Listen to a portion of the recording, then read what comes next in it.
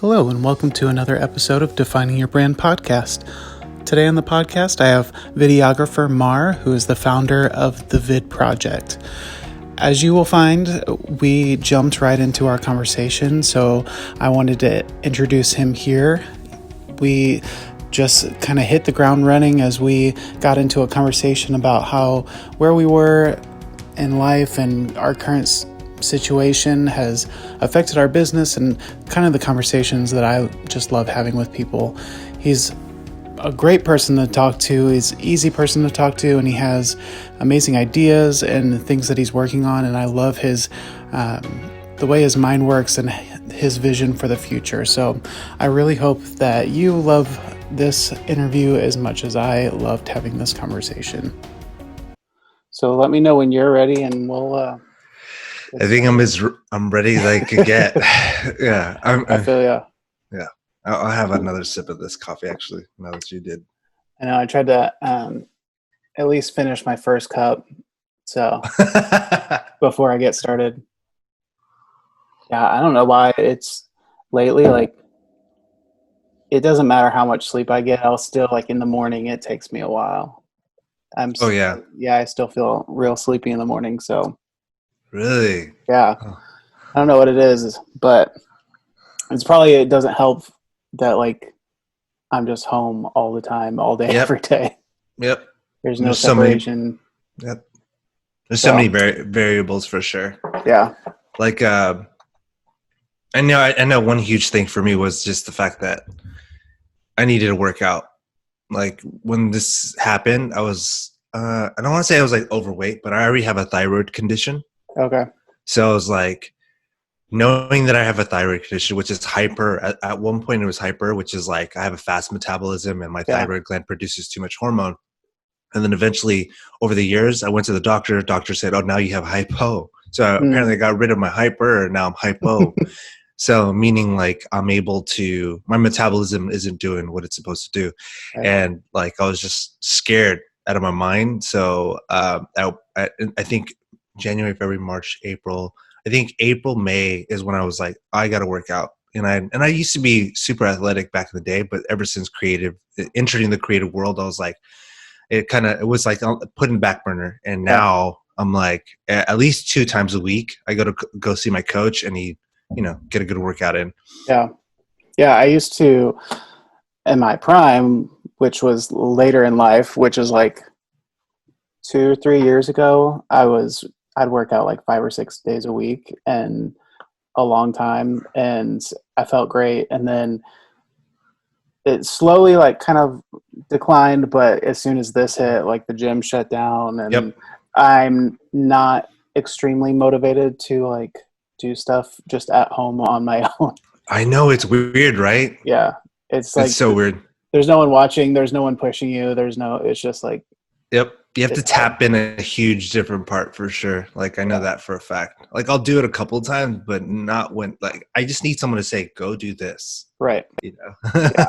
Well, and when I was working out, we were in class form. So there was always people around you and someone telling you what to do. And so it was helpful. But this year, I mean, finally got a gym membership, but all year it's been like, just not gotta do it. I was looking at your brand and I'm like, for someone, you have to be like putting all your energy into a lot of the things that you're doing. I admire it because one, I mean, I haven't built something like what you're doing. Hey, here you have a podcast. When I check out your website, I clearly know what you do. A lot of your photos are beautiful. Thank you. So like, I know how much all the creative takes out, how much energy it takes out. And like, we have good days and bad days, but you put in a lot of energy. So, I mean, I think it would be beneficial, but even if you're going for walks, like that's super important, especially for a creative. Yeah. You know what I mean?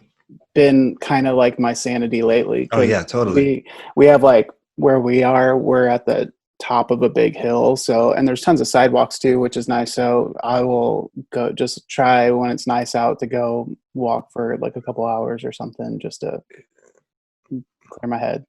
Do you get ideas that way? Um, it depends. So I'm like, which it's a love hate, but I'm kind of like ADD with my ideas in the sense that like I I love photography, but I also love music and I love writing and all of this Ah, kind of stuff. And so it's like I love that I just had that idea, but how does that work in the grand scheme of things and how is that pushing me forward? I'm And the I same way. and No. you can't like deny it. You still have to kind of accept whatever ideas come to you, but Yep. it's always confusing trying to figure out how does that work and can I still apply it to something but keep it separate from which again goes back to that draining of mental energy because you're Correct. constantly working on different ideas. So it's kind of been a struggle Yeah, in that sense. it's totally true. I mean, for I used to be a graphic designer, Mhm. so um, I don't know. I can't even say how many years ago, right? But I still design occasionally. But though I'm good at it, like I don't put my energy into it anymore. Like I've learned to say like just turn that part of my brain off and be like, hey, you know what? It's a good, useful tool. I have it in my bag. It's not something I promote, Yeah. but it definitely has taught me a lot. That's the only reason I love the fact that I did it. Yeah. But I mean, my before video and before any of this business stuff, all I wanted to do was I'm going to work on brands, work on logos, and be a logo designer. And I realized how hard it was, and not that that scared me, but it was just like I couldn't get to where I wanted to do and feel happy Yeah. unless I did something else in the creative world. So video was like really the thing that I was able to put colors into and movement and sound and organize a certain style. Like it still made me feel the same way I would feel when I would do a graphic design, Mm. but it was more tangible and it just moved faster in the world, you know? Yeah. Anytime I did something for a company or a person, it's going to land on their flyer and it's probably going to be, you know what I mean? And then when I did a video, it lands on social media and it's like people react to it. I see the immediate reaction. Yeah. It's more visceral. So I was like, okay, like I'm going to stick with this. Yeah. Yeah. Did you feel Uh, like graphic design influenced other things that you did?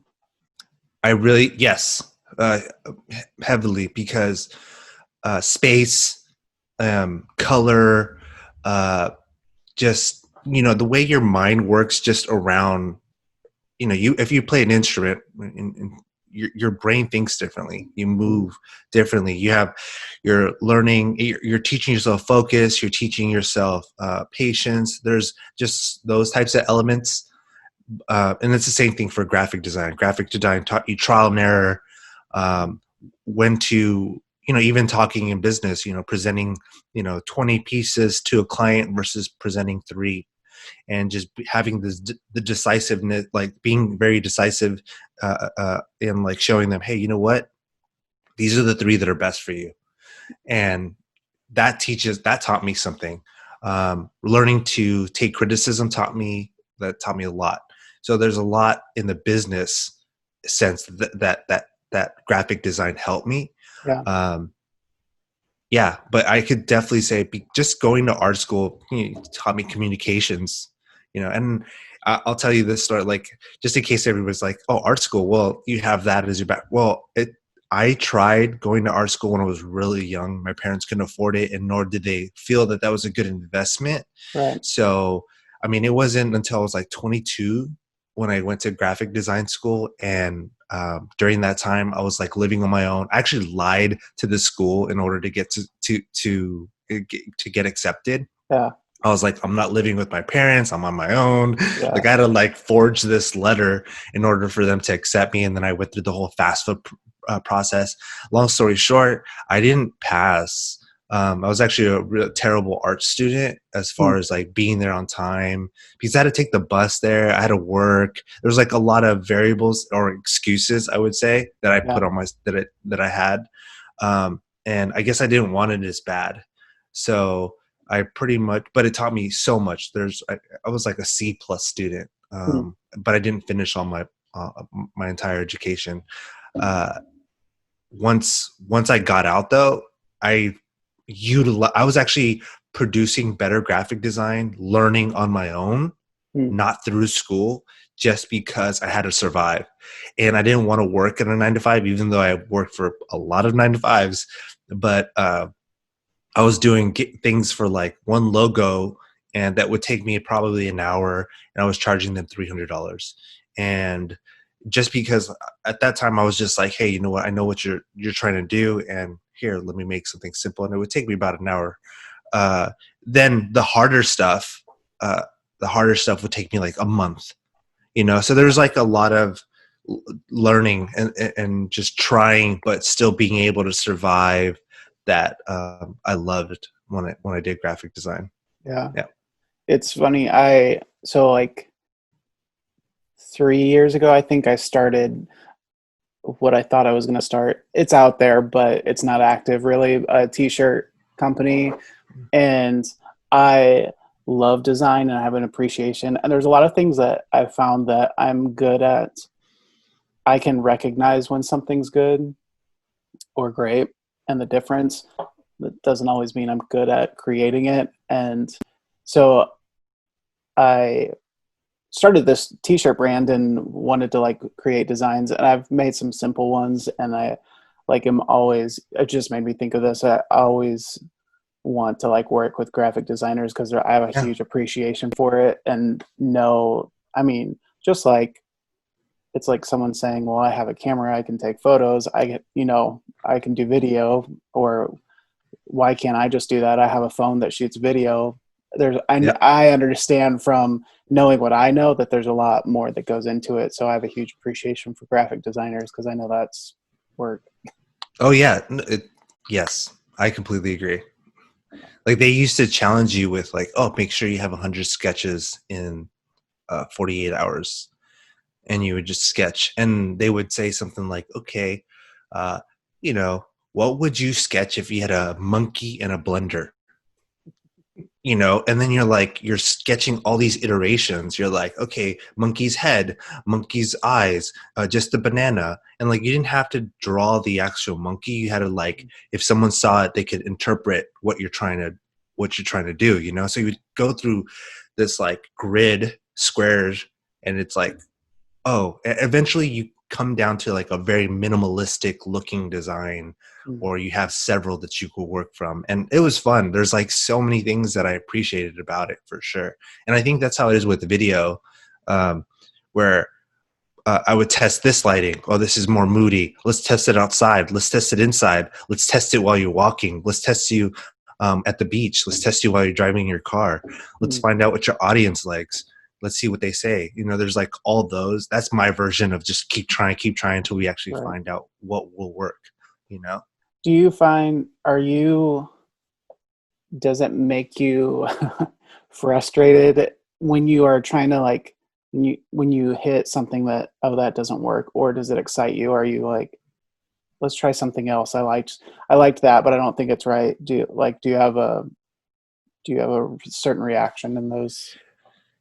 Earlier on, I was more frustrated because I very much considered my clients money.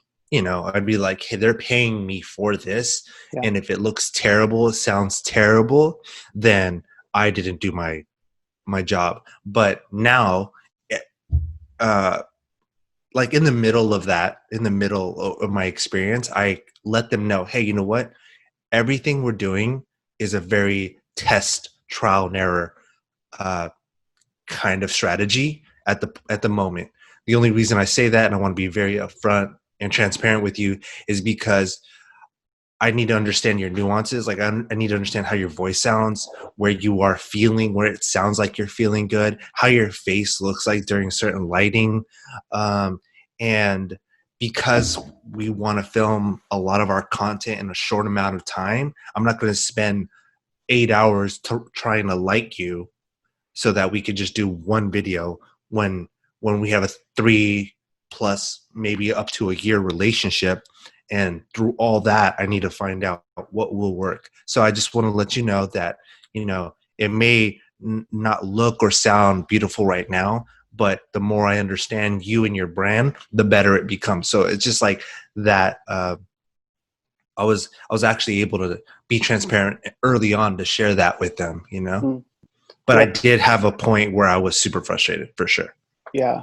I mean, it's, I guess it depends for me, like what circumstance I'm in, but like sometimes I think you see something that's not perfect and I think, oh, I can make that better and it's exciting. And then there's other times where it feels like you're hitting a wall every time. You're like, why isn't this working? Or Yeah. I thought that was going to work and now I've got to change it yet again. And yeah, Yeah. And so I do, and I think that's always going to be a creative, like the creative in us or slight perfection in us. But I think the more you're moving into the business world, like knowing that you shouldn't worry too much about it. Like it's just part of your process. Like I've learned how to like switch that part of my brain. Oh, that didn't work. So I'm going to go try it again. And if the client gets mad, then I'm very apologetic. Like that won't happen again, you know? mm, Uh, but I definitely dialed in my style. Definitely dialed in, you know, I watch a lot of YouTubers and I watch a lot of creator content and they're always like, oh, tools don't matter. Or, you know, if you could do this. And yes, but there are tools that can really help you and speed up your process. And I've learned that, like, you know, how to shade a certain person a certain way with a limited budget. And, you know, even if it's just like, you know, a giant whiteboard or like that you'll hear this term in the movie world or in production world, that they call it a scrim. mhm, So a scrim is like this uh, huge rectangle. Imagine this huge rectangular, um,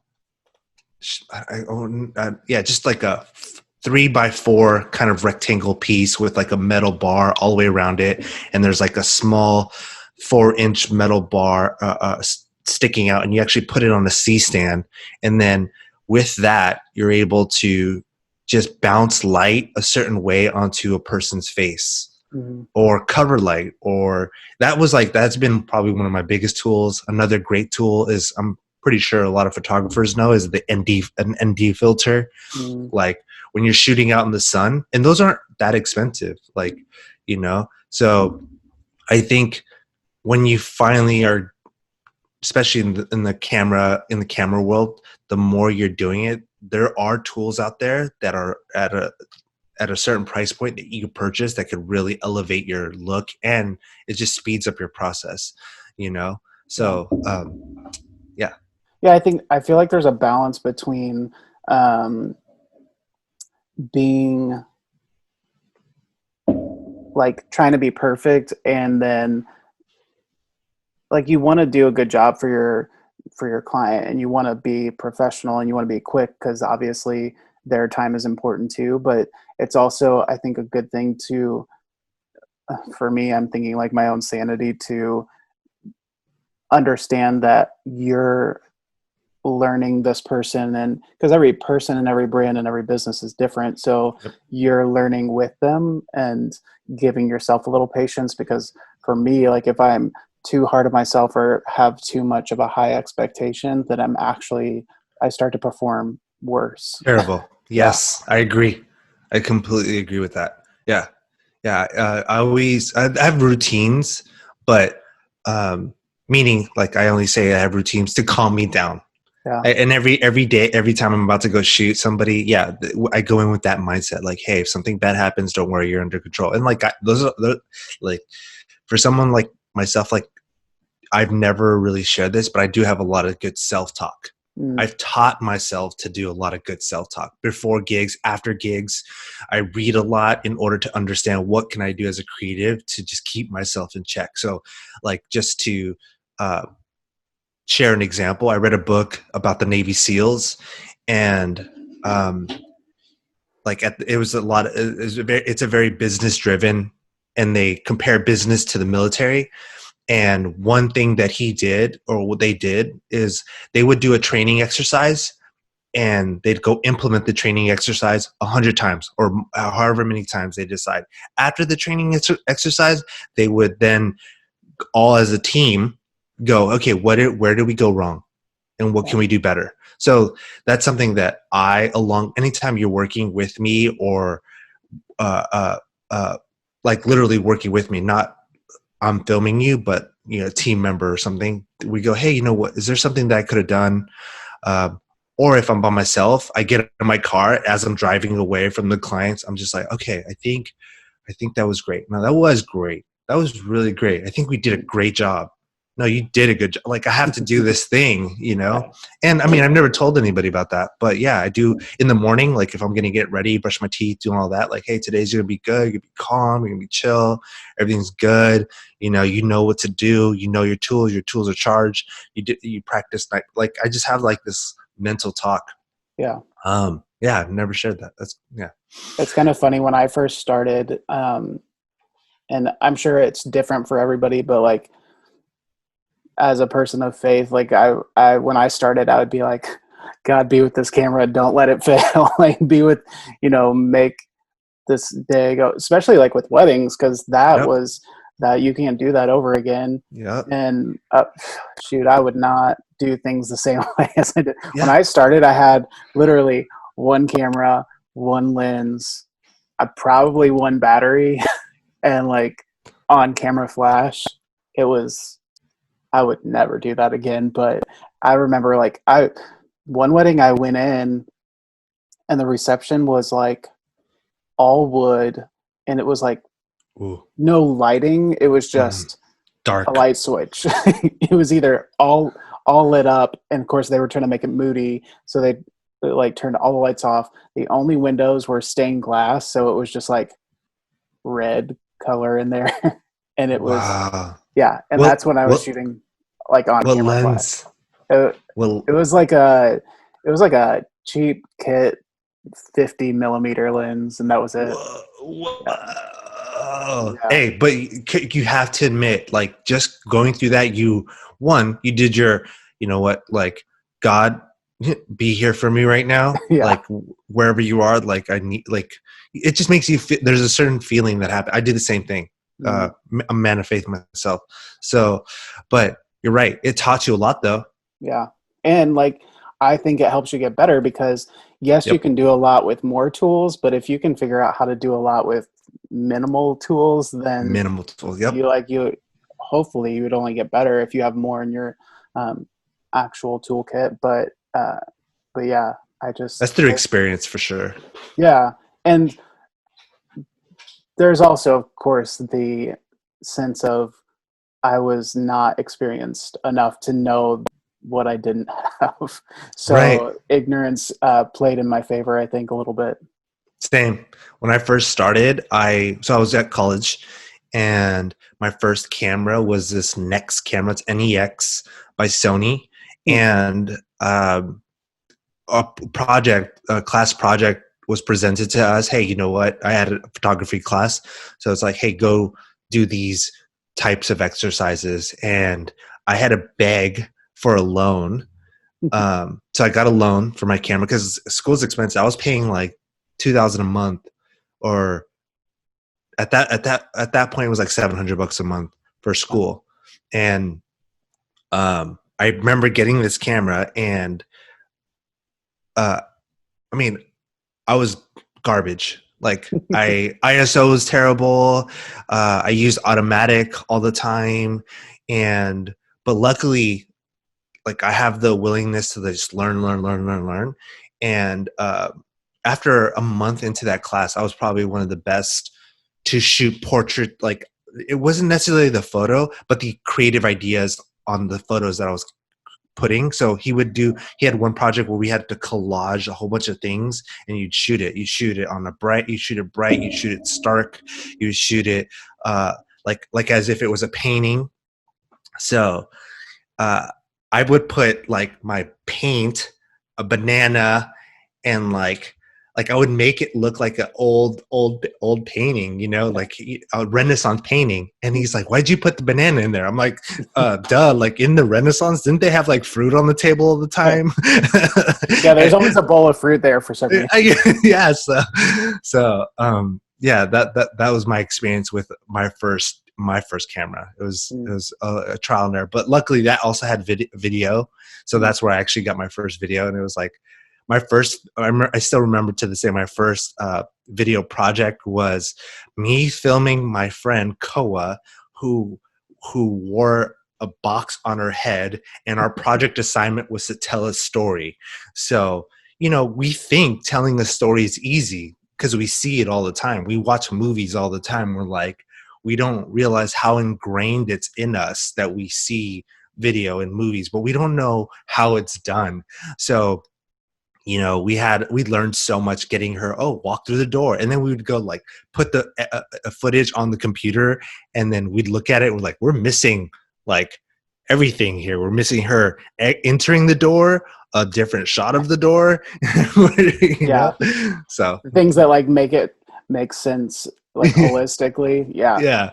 It's funny too, like well, right now we're watching tons of movies because we're all at home, and I know my my mom will always say like, man, that had to have been really traumatizing for that person, or this and that, and which is great because that means they did their job. But I'm like, you have to realize that there's no music, there's no like all the there's no noise. It's just like, look this way or cry now, or all those behind the scenes. And when you try to create it, you're like, that doesn't look the same, and why. And there's just so Yeah. much goes into it that you don't see that actually makes what you do see make sense.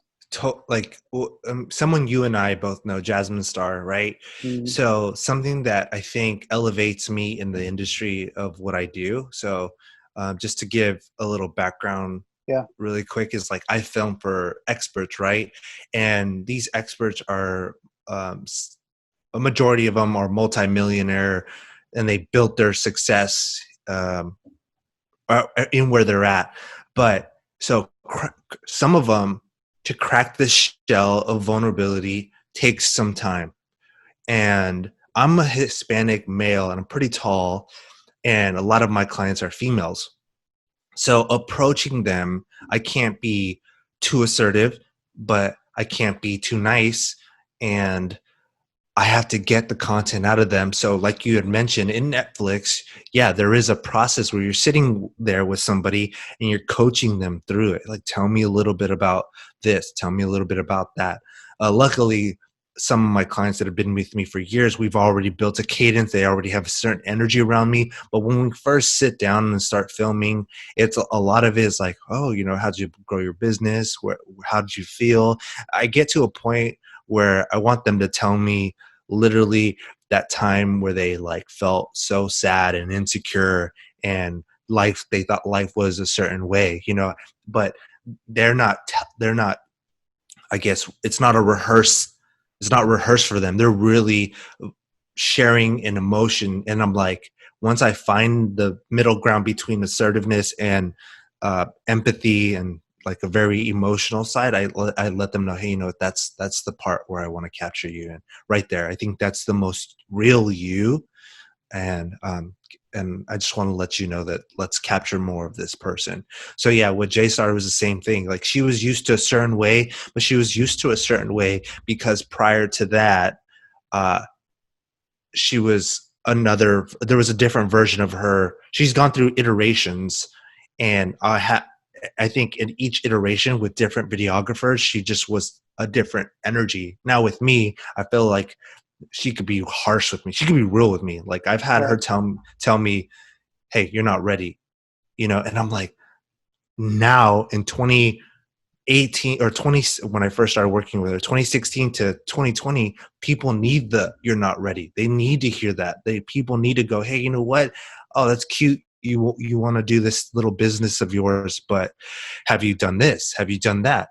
How are you going to feel when no one buys your product and you're in your room crying by yourself because you have a mortgage to take care of and you have kids in the background yelling? Are Yeah. you emotionally stable? Like I think people need to hear that. They need it, not in the sense of like they need to give up, but they need to have a lot of self-talk. Just set someone in a higher position telling you, hey, you know what, there's going to be a time and point where you're going to break down and you need to be ready. And uh, I'm a person that you listen to a lot of motivational YouTubes, like when in 2015, 2016, just listen to a lot of motivational YouTubes, but no one really told me, hey, you know what? These motivational YouTubes are going to be turned off, and you're going to be there standing in front of your client or trying to make a sale through the email or trying to get someone to buy something online, and you're going to have all these emotions come to you. Like, I'm just letting you know this is what's going to happen. So it's cool that right now, I think the real a person needs to be, you know? Um, yeah, I'm pretty harsh. Like off the camera. I mean, right now I'm being my real. Yeah. Like when I'm in front of camera, typically I try to be a certain way, but like I more often now, anytime I'm filming myself, I'll just tell you how it is. Like I think J-Star and a lot of other entrepreneurs, I've learned, hey, you know what? Right now is the time that I could let you be real. But I'm not going to crush your dreams or anything like that. I had to go through it. Like you're talking to a Hispanic that was on the bus. Mom has potential cancer. Stepfather doesn't love mother, and mother's emotionally damaged because she's trying to cling on to stepfather, and the household is very chaotic, and I'm not living there at the time. I could go back further, but I'm telling you in the scenario where I'm not living, but I have to like hear her. So I'm dealing with that emotion. And then I have to take the bus to my job to then have this dream in my head of like, oh, one day I'm not going to do this. One day I'm going to be this creator person, and like these emotions, and then get to work all jolly. Like, hey, you know what? Now go shoot 300 photos, edit them, and make sure they're done by tomorrow. And it's just like, oh, wow.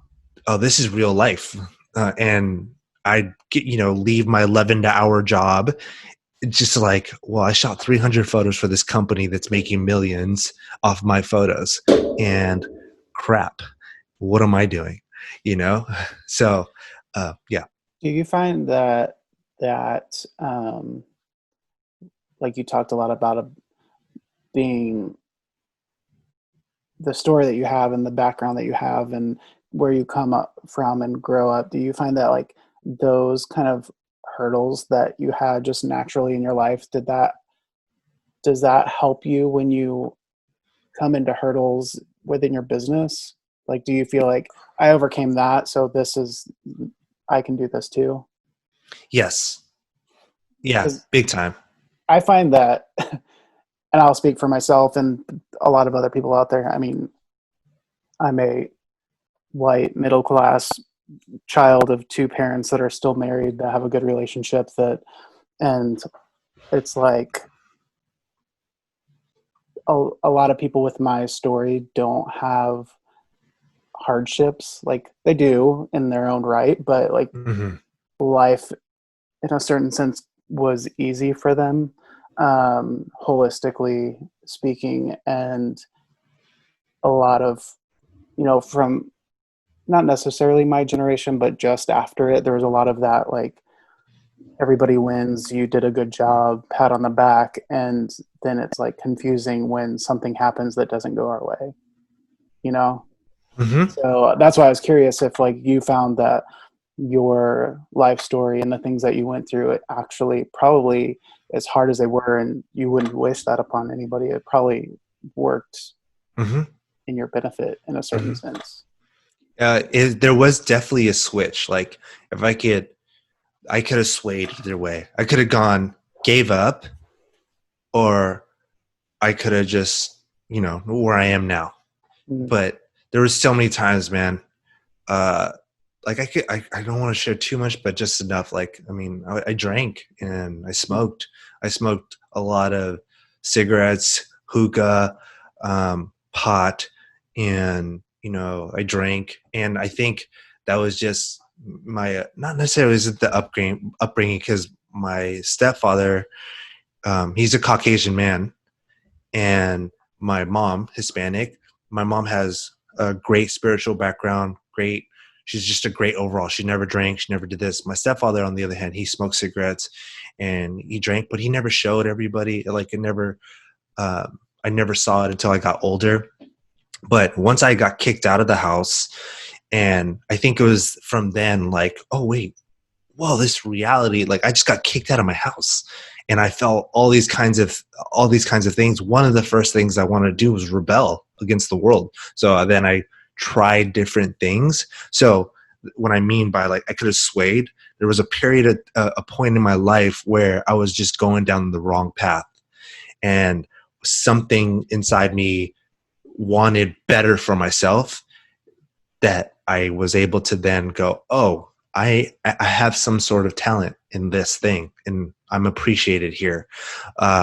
So a lot of upbringings, I think it's up to you. It really is. You know, you're right. Doesn't matter if you're Hispanic going through a certain thing, or black or white. I think your reality at that time, it's hard for you. It doesn't, like, you know, your mom, your father yelling at your mom is a crucial traumatic experience to you.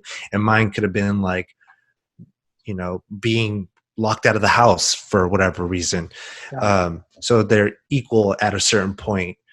But, you know, as you get older, I think it's up to you to go decide and research certain things. You know, luckily for me, I just had that certain part of my brain. It may have been because of my parents. There are certain good things that I learned from my parents. My stepfather was a very rational, logical thinker. He would make me at a young age go set up a shed. He's like, hey, go build this shed and, you know, figure it out. And not in that sense, but together we would. So I was like, oh, here's how you cut this piece of wood. Here's how you set this up. I'm doing this. And then I think that in itself taught me something. So there was some, a lot of things as I get older, realize my upbringing shaped me, but also didn't determine where I was going to head. Like there was a point where I was like, oh, okay, cool. Like what is a 401k? What is, you know, IRA, and what is all this other? So what is creative? What is a camera? What is videography? What is this? You know, like all these things. Like I think that's a huge power in people that eventually get out of it, is like if they have this habit of good curiosity, like how can I get better? Who do I talk to? Where do I find this answer for what that guy is doing or that girl's doing? Can I go talk to that girl? Can I go talk to that guy? What is that business doing? Why are they choosing that over this? Like that sense of curiosity is so powerful. Yeah. Yeah. So It's funny because like sometimes people will ask me like, how do you do that, or you're brave to do that, or you're whatever. And it's funny because to me it doesn't, like, I don't even think about it. And I think that for me, when I look back and think about why is that the case, like why do I go after some things, or why do I excel at some things? And for me, I think if I love something enough, and like you said, if there's enough curiosity, then you're gonna figure it out. Like you will because like for me, obviously, as most people know, and to this day, like, so I'm quiet. I don't feel like I need to make people listen to me. Like if someone wants to talk over to me, I'll let them. And then not because I am too scared to speak up. I just don't feel the need to fight for that attention. And so I, to this day, will get people say, okay, you're going to need to like direct them, like people that are not not behind the camera, they're just there. They're going to like, you're going to need to speak up. You're going to need to tell them. And for me, I learned that early on. Like I just would turn that switch on and I can be loud and I can direct people. And because I knew from both, you know, seeing it and experience that that's what you have to do, even if it's not natural, even if it's whatever, not what you do every day. Like you do what you got to do if you love it enough that you want to see it, you know, come to life. Correct. You have that passion. You have that conviction. Yeah. Yeah. This episode is brought to you by Live Well, Love Well Apparel. Live Well, Love Well is a clothing company that is on a mission to make sure that everyone feels like they have a tribe and they're not lonely. And not only that, they are also dedicated to giving back. So a portion of the proceeds of every purchase that you make actually goes to various charities. So charities like human trafficking and feeding the hungry and many more. So if you want to check out what they're doing, they even have an affiliate program where they can give you a unique code just for you so you can share with your tribe. Go check them out at lwlwapparel.com. So I know we're like 30 minutes in. We just jumped right in. So like I'd love for you like talk a little bit. You know, you talked about your start. Kind of I'd like to talk about the progression from the start to where you are now, because obviously that's a big, you know, timeline there and a big difference. So I'll try to not make it like boring. Let's see. Okay, so when I first started the business that I have now, it was shooting hip hop documentaries, my version, and seeing Instagram, seeing social media go like, oh wait, now you could promote video on Instagram. And during the time when I was doing it, it was 15-second clips. And I remember watching. I was fascinated with Edward Bernays, and I think that's his name. But he's a huge reason why propaganda and television programming, the way human society is, because he was a huge person. If I've said his name correctly, I believe he's the first person that was like hired by an advertising agency to get women to smoke cigarettes. And I don't know why when I was young, I was just fascinated with certain people in history or in advertising market. I have no idea.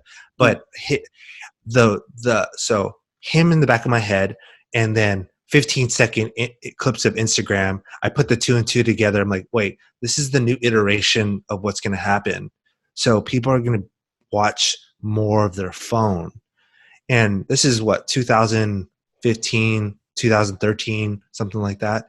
And even prior to that, there's other things, but I'm just going to jump straight to that. So I noticed that this is happening. I'm like, okay, cool. You know what? Let me be one of the first people to like figure out how to do this. And I'm telling you, it was a process on like putting the videos onto your computer, but there was just I had to like email the video to myself. And like, it was just a weird way of doing it. And then, so finally I was just getting comfortable with shooting 15-second clips of my friends doing these weird things, and I'd be like, you know, there's your promotion right there.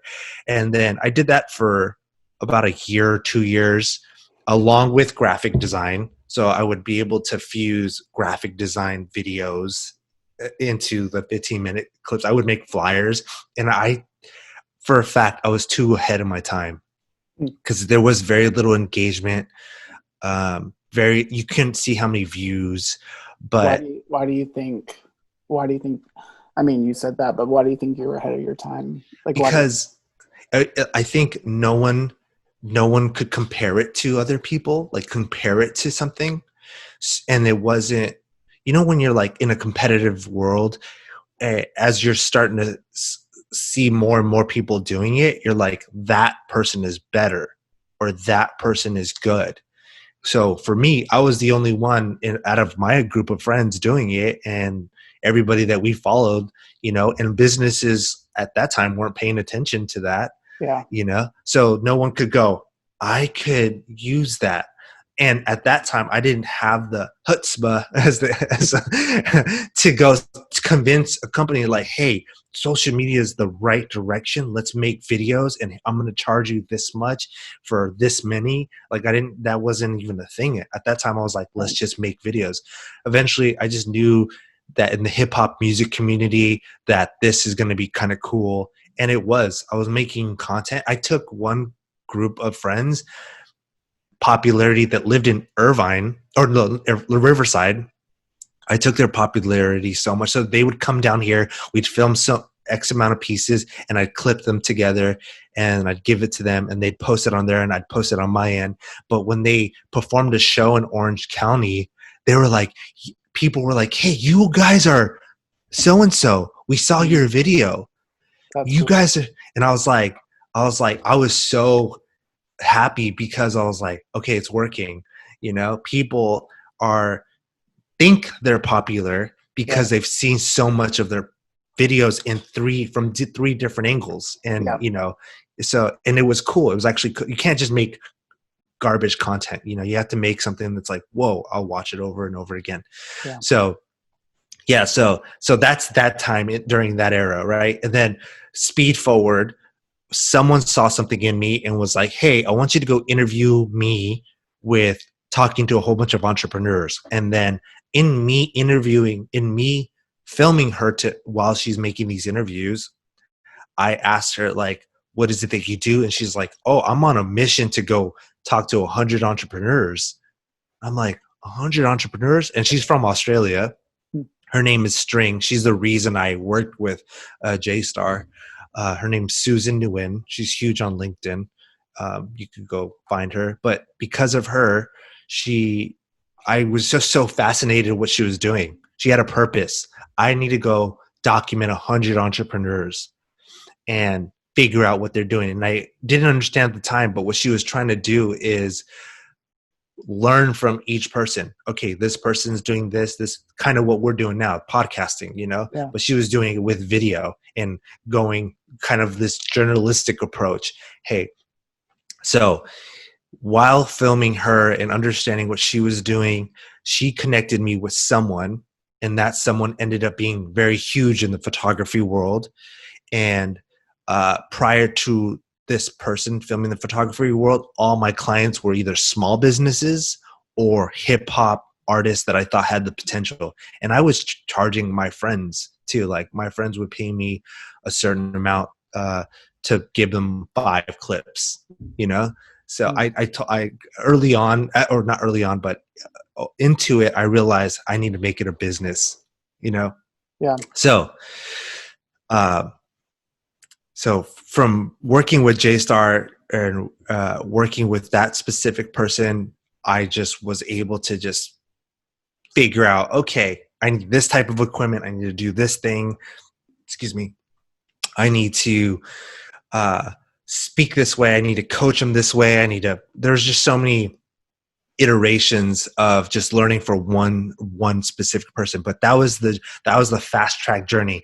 There's a lot of emotional roller coasters that happen within it, but I didn't want to touch on that. I just wanted to get to at least where I'm at now. And it's been 4 years professionally. I changed. I went from a studio apartment to a bigger apartment in Irvine. Better, just little successes that happened to me as a creative, like, oh, I got health insurance now, things like that to me was like mind blowing. Oh, I don't have to worry about where my next meal is coming from. Right. When I was working from 9 to 5, I was like, I could barely take care of my studio, let alone feed myself, let alone pay for my internet expenses, So I was able to propel, and I think long story shorter, all that just made me realize how to increase my value as a creative. That is the reason, if you don't mind me plugging myself in, that is a reason why I have @worth_Mar, is because there was a time and point in my life that I felt creative individuals weren't worth anything. There was a lot of companies that there's still a lot of companies that take advantage of the creative person. And me Hispanic origin to experiences to where I'm at now, I have deemed it that a creative individual is worth a lot. So my name is @worth_Mar because it's a more internal thing for me to say I am worth more. I am worth it. You working with me is worth it for you. There's that also may stem from the hip hop world too. You know how hip hop artists name themselves a certain way. Yeah. Well, that was kind of my way to it was my foundation. anytime I talk to a client, anytime I speak to a person, if they say no to my gig, my deal, I don't drop it down. I've learned to like, hey, you know what? I'm charging you this because the value of everything that I've learned and what I'm going to do, I'm going to bend over backwards, and it's worth it for you to work with me. I'm a creative, and I feel that my value is priced correctly. Yeah, it's good. Yeah, because I think for a lot of people, if other business owners or whoever listens to this, I know that I struggle a lot and have like with just telling people this is what it is. Um, and I think that fear probably happens a lot more when there's need and you're like, I'll do whatever I can. I'll charge however much just so I can. But then, at least in my experience, then you set a tone and whatever you do for that person, like kind of is a domino effect and other things. So it starts to be, you operate on fear, you lessen your value because you did with that one person. And, Yep. but yeah, so I think there's something to be said, especially for what you're talking about, to not only know that you're valuable for other people and create value for them, but in order to do that, you have to have value in yourself first, Oh, yes. That's a good way to put it. Yeah. So we've talked a little bit about Jasmine, but for people that don't know her, maybe can you talk a little bit about who she is and what you do for her? Okay. Yeah, she's a very well-renowned photographer who has become a business strategist. She left law school in order to live out her life as a creative and took that chance. And the pivotal moment for her in that was that her mother was going to die from cancer. And luckily the story gets good is that she battled it and she's still alive. Her mother's still alive. But that that pivotal moment in her life made her go, hey, you know what? I need to live my life to the fullest. I'm going to attempt this creative thing.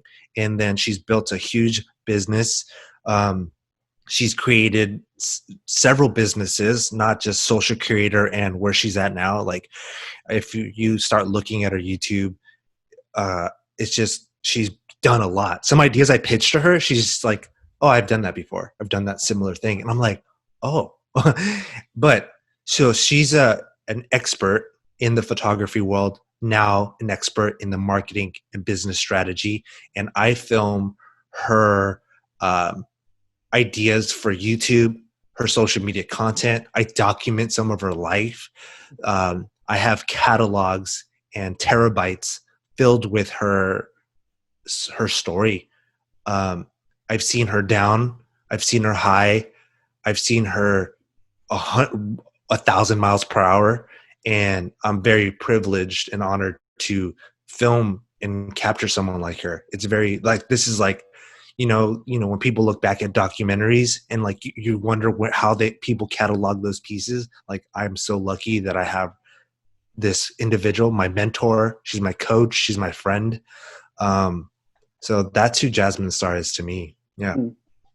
Awesome. But yeah, I film her stuff. I film a lot of her stuff. And the process of that is, luckily now she has a team, but early on when she didn't, she was scripting ideas. She would make her own copyright.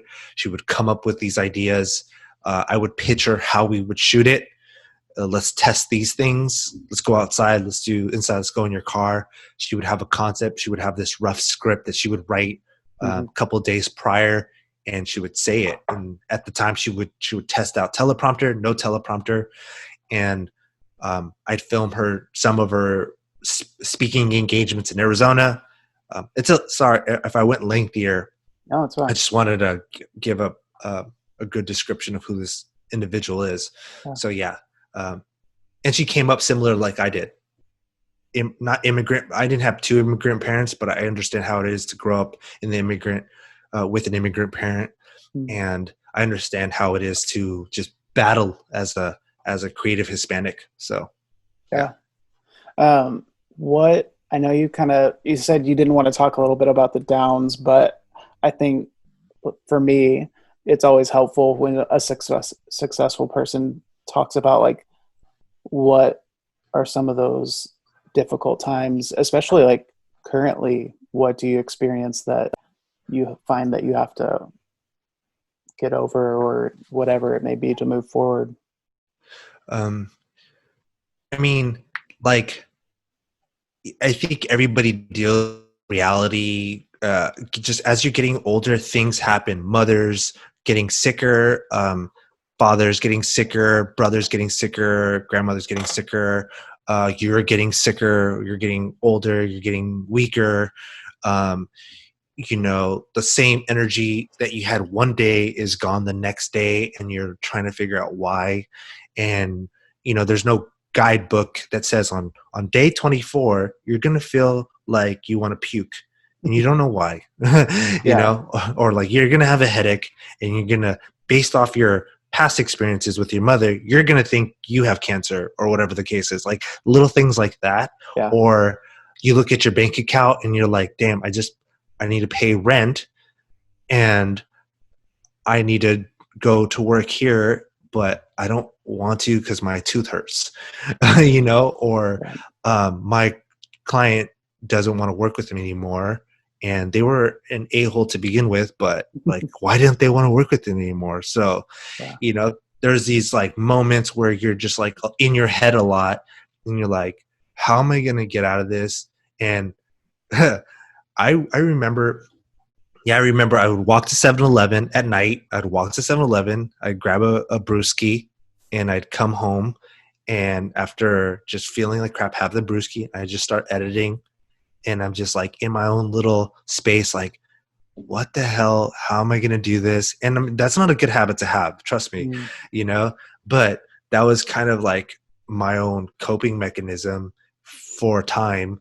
And I was like in my head, like, I'm still creating, but I'm just going to enjoy my beer. And I mean, there's something in the Bible that he had mentioned. I don't remember what parable or scripture or any chapter it was, but it's like, when you drink merry, So it's like, of course, people are going to indulge in situations, but you don't want to do anything on a down emotion. Excuse me. So there was times like that, or relationships. When you have relationships, and as a creative, I went through a struggle with, like, I was not a committed person, so I had these issues. So now with all those descriptions, just imagine a Hispanic guy that hasn't understand the business world, is going through physical issues, seeing external world of physical issues, and you're just in your head thinking, I'm not enough, I can't do this, I don't know how, and you're just laying in bed going, I don't have a good relationship, I don't know how to help my family because I can't afford their hospital bills, and I need to go to work tomorrow, and I freaking hate it. So there's things like that occurred. And I mean, don't get me wrong, there's still things that are happening now, but I'm a lot better now mentally, and I know that I can overcome it. And I think that's the takeaway from everything. It's like, there's something that Tim Ferriss had taught me, who is a podcaster / book, an author, but he says, in any situation, go back as hard as possible to the worst situation. And then once you get to the worst of it, can you come out of it? And if you can answer that honestly, and you're better off. So I would do that. And I think that's another blessing of mine, is when I was going through terrible times or turbulent times, is I had my books and curiosity to fall back on, and I would turn to people like Tim Ferriss and I'd be like, okay, what does he mean by that? And I would do exercises like that. I would like write and type, okay, I lose apartment. Okay, you have car. Okay, you have friends. You could go to their house. Where are you going to put your stuff? You could afford 2 months of shed, like, rent it. Like, I would write this stuff and I'd be like, okay, cool. And then once I get to the end, I'm like, okay, well, how do you work back out of it? Well, okay, go talk to 10 people today. Go go talk to this person today, maybe potentially borrow a loan from friend, like and don't get, I borrowed loans from friends. I remember one of my first lenses, I asked my friend, hey, can I borrow $600? I promise I'll pay you back. And luckily he took my word for it.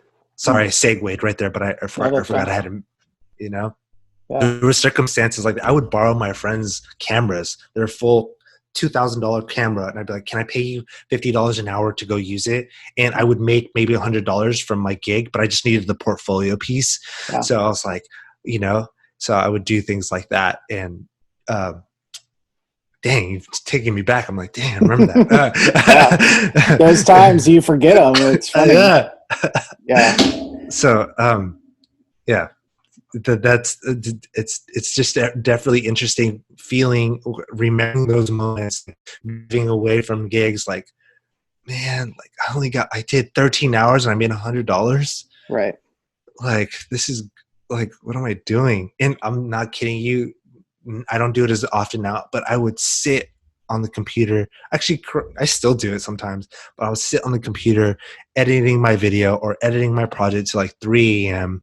and I would find such satisfaction. That was my world. That was my reality. Like, I was like, I'm going to make this happen no matter what. Like, I remember there was this tightness in my throat, and just getting off a phone call with like a family member, having to hear that, and I'm just editing, like, just in pain, mentally going like, no, nothing's gonna stop me. And I'd zone it. I literally would look for my flow state, and once I was hooked, I was like, I'm not getting out of this. I would tell my girlfriend now, I'm like, I hate sleeping. I don't like sleeping. I have such aspiration. Like, I look at people like Elon Musk, Bezos, and I go, how are they able to sleep in their desk? Like, how are they, like, no reason. There's reasons why they're at where they're at. There's a lot of variables, family upbringings, and et cetera, et cetera. But I think it's cool to note that there's a mindset that occurs to a person that's hungry, and versus just giving up. And this is anybody. Like, I don't care what demographic the individual is. Like, just put it in your head that there's someone out there that's better than you and faster than you and quicker than you, and it's going to deliver it.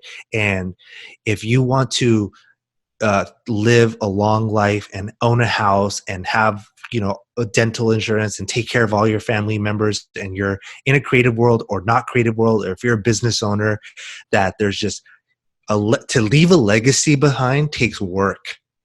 And you have to have this mental conviction. Like, even if you're like, oh, this picture's done, I got it done in an hour, like, okay, go relax for a little bit and then come back and go, okay, well, how can I increase my value? What book do I need to read? What thing do I need to do? Where do I need to go? Who's the next person I need to talk to on a podcast that could put me on this? How can I get on YouTube?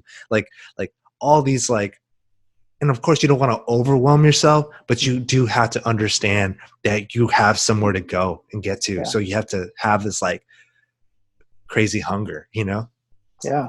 Sorry, that's lengthy. No, it's good, because I've been having this conversation a lot lately, and about loving the journey of it, because I think for me, and it can still sneak in, but like, especially in the beginning, it was like, when I achieve this, then I'll be happy. When I get to this level or make this much or live in this thing, like, then I'll be able to say I have it. And it was like, when every time I met a new milestone, it seemed like it wasn't enough. And now I'm just realizing it's like, you've got to love what you're doing more than you love what you think is going to make you happy. Yes. Because otherwise you'll never be happy, because you're always going to be working for something. Yes. Yeah. So that, I think it's, which is also like, you accepting that there's going to be down days, knowing that it's going to happen, and just kind of rolling with that is going to be better than being surprised by it. Like, thinking that it's all going to be smooth, and because otherwise it's like every day is going to be a struggle. So there's a actually I'll show it with you right now. I have two mementos they call them. Mm. But I practice stoic belief, the stoicism. Mm. So this one says memento mori, Mm-hmm. which is a reminder. It's just a reminder. And behind it, it says you could leave life right now. And to piggyback off what you said is like accepting that you're gonna come to a point, like a certain point that's gonna challenge you, is a good reminder. And that's what this is for me, is like knowing that you could die today is huge. And I actually practice that. Like in the Stoic belief, there's this, they teach you to practice mortality. And my girlfriend finds this weird. She's like, this is so scary. This is like weird. But no, it's like, I'm like, when I work out and stuff, when I'm like working out, I'm like, hey, you know what? My life, I could have a heart attack right now and snap. Like, you know, I could get hit by a car, and I like go through these crazy scenarios, and I'm not trying to manifest them. There's a difference between manifesting something versus like understanding it. So I have these practices that I'm like, oh, I could go away right now, and I have to like stay calm, you know. But to make sense of all that, it's just like that has made me so much more calmer and allowed me to take control of my life. You know, so when I practice the fact that this mortality, I only have this one shot, it gives me more of a sense of urgency, and I get to enjoy my process better. Like, you know, I study people like you. Just, oh, okay, he's doing a podcast. Why can't I do a podcast? And then I look at his website. I'm like, oh wow, his website is really beautiful. You know, like, oh wow, like how did he shoot this guy on the chair in a nice button up, and how did he get him so calm? Like, I wonder, you know, like how did he talk to him? How did he interview them? Or, you know, and like I want to try shooting something like that. You know, like, so that the mental exercise is a process for me, just to like, okay, cool. Well, if I was to start something, how would I do it? And I'd go research it. And then I enjoy the fact that I'm researching it. I enjoy the fact that I was researching you, John. I was like, do, you know? And that's how I do it with everything. Like I enjoy, like, I recently, one thing that in the process that I'm learning how to do is systems, and actually creating a flow chart for myself. I don't have a team doing it. So I'm like, okay, I researched a lot of the interwebs, and I came across this program called Miro, Miro. And it's awesome because you're able to create mind maps. You're able to create flow charts. You're able to sit there and go, okay, when I talk to a person, when I talk to a person online, I need this PDF. Okay, what typically happens within 24 hours after talking to that person? Okay, I onboard them. So when I onboard them, I need to give them these 5 links and this one thing. Okay, so and the reason I'm doing this is because eventually I want to hand this off to somebody else, but they need to visually see it. So long story short, one of the process for me is, as a videographer, if I want to scale, what would it take for me to scale? So I sit there and I figure it out. Okay. And I'm like, not mad. I'm not mad at all. I'm like, cool. This is actually really fun. Figuring out what's going to help my business, you know, figure out who can I talk to. So to tie in mortality / the process was knowing that I'm going to die. So I'm going to enjoy this process and actually love it, you know? Yeah, for sure. And I think about it from the other standpoint too, of like those moments where you're freaking out and you're like, can I do this? It's like, well, what's literally the worst that could happen? Someone's mad at you, you lose a job. Like the alternative is you could get hit by a car. Someone could be like really sick and, you know, get a diagnosis, but this pales in comparison to that. So, okay, let's take a breather knowing that this isn't life or death. It's just a job. And you can be more calm about it in your approach. I completely agree. I've been very blessed for sure so far. And anybody that, if you ever hang out, like anybody that hangs around me, this is the type of conversation I have with a lot of people. I'm the guy that literally would sit down with you and go, so what do you want to do with your life? You know? And it's weird because I always thought that was like, I mean, I never had that. No one's ever done that for me. Like my parents weren't like that with me. They were like, go do this, don't do that, go do this, go do that. So I think some of the people that I work with, because they're entrepreneurial minded, is they sit down with me and go, they challenge me to think. So now if you ever hang out with me, that's the type of person I am. I really want to know, okay, what is the worst that could happen if you attempt to go do what you really want to do? Yeah. What do you want to do? I want to go build sandcastles. Well, can that make a living? If you think you can make a living, then go do it. You know, right. But you know, there's like a fine line between like to live and can you really do this? But if someone's like, hey, you know what? I want to go be a photographer. Or I want to go be a graphic designer. I want to go be a painter. I want to be an esthetician. I want to be, best realtor in Orange County. I'm like, cool. Like, what's stopping you? Okay, you got a nice, comfortable job, you know. And I do this, like, I love doing it because I love knowing people. It's like, okay, cool. Like, if money wasn't an option, I think this is what Jasmine told me too. If money wasn't an option, Mar, what would you be doing? I'd be like, I'd probably be making content and like filming a story and like hanging out with friends and I'm like, oh, I'm doing that, you know? So yeah, I remember like having those conversations all the time, and it was funny because I'd ask people like, what if money wasn't an issue, what would you be doing? And they would tell me, and then it would be like they felt like it wasn't realistic, so they would just kind of ignore it. And I'm like, well, if you can make a living doing it and that's what you want to do, like why wouldn't you try at least, or do it on the side, or you know, whatever. But yeah, they make always, up excuses. Yeah, and I'm always more interested in like what makes someone excited, because I've been at 9-to-5 jobs where people show up every day and they hate life, but they're like there to live until 65 to when they can be done and just hang out. And I'm like, I don't want to wait that long.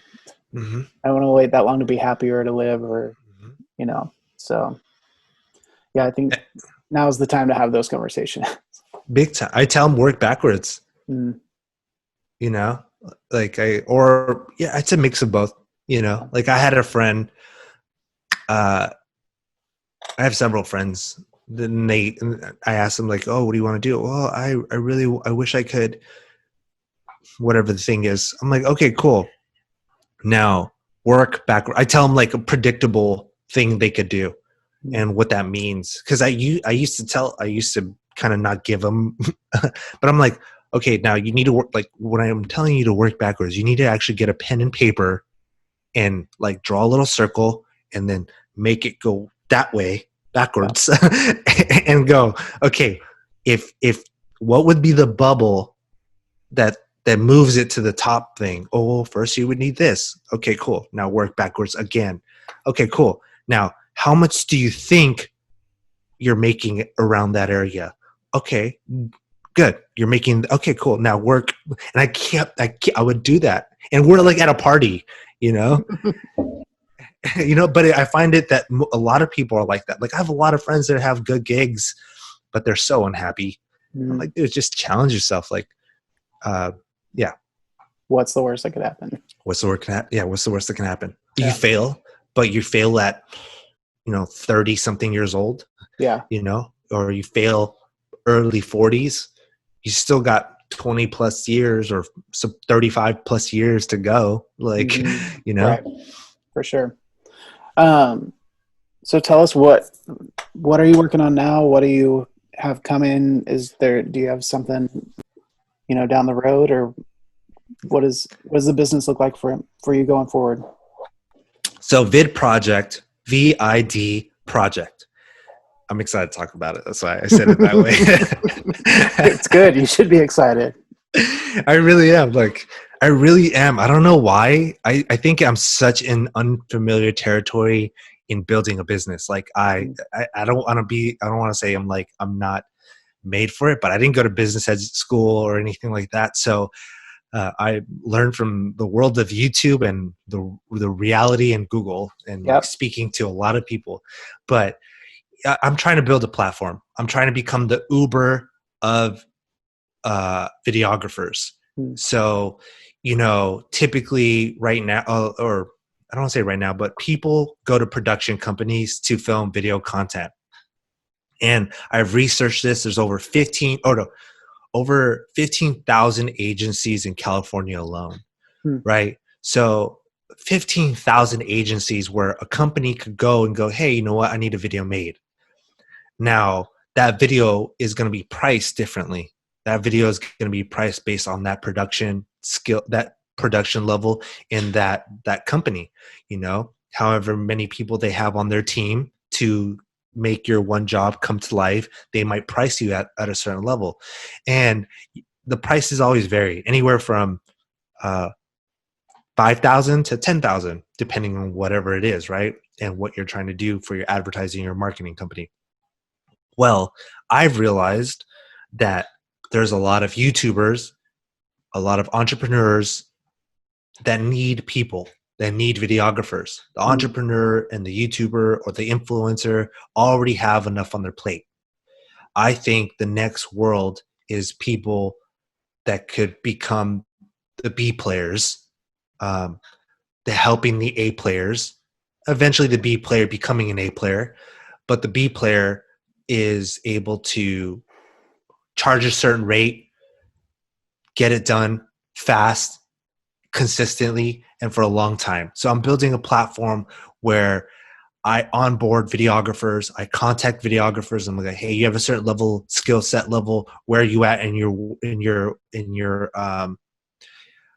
profession? How much are you making? Cool. What if I could double that in a year? Or what if I could double that in a couple of months? What if I could get you a client? Cool. And that's kind of how I'm getting people to trust me. Yeah. And eventually I have global videographers, and I'm hoping more than that, where they're each taking 6 clients, if not more, at a time, and helping them create marketing material. And I just want to make it very easy. You go onto my website, type in your city, type in your state, find the nearest person near you, and click contact them, and have a conversation with them. Prior to that, there's so many things that are going to occur. What is the videographer having trouble with? What is the ideal avatar having trouble with? How can I make it so that there's one system? How can I train them? How can I make it easy for invoices? How can I give them the right templates? How can I prepare for 2 years? What is it going to look like? That's what I want for Vid Project. I want John to go on there and go, I want to work with this videographer. Cool. Have a conversation with less than 24 hours. Cool. Willing to experiment for the first 3 months to try it out. And then after the next 3 months, you could decide, oh, no, this isn't for me.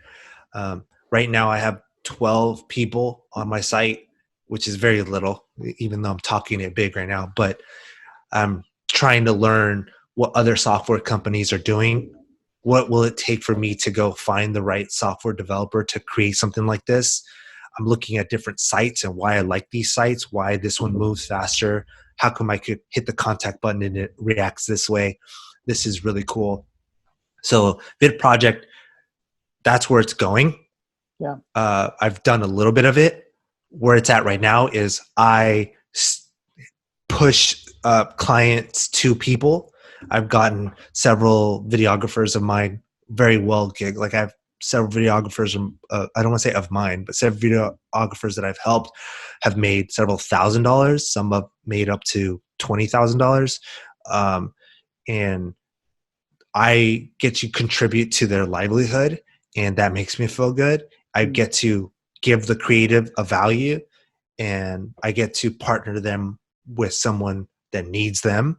So there's like two, and then whatever content pieces they're making, they're that person's audience sees. So like that's what I'm trying to do, is like I want to affect millions of people. Not that that's like the main driving factor. The main driving factor is literally like, oh, I just want to be a good business. My legacy is like, I want to be a good business person for the creative community. Yeah. Yeah. So that's where that's going. I have markers, I have benches, there's techniques that I'm doing, and I'm enjoying this. Awesome. I love that. So where can people find you on social media or online to kind of learn more about you?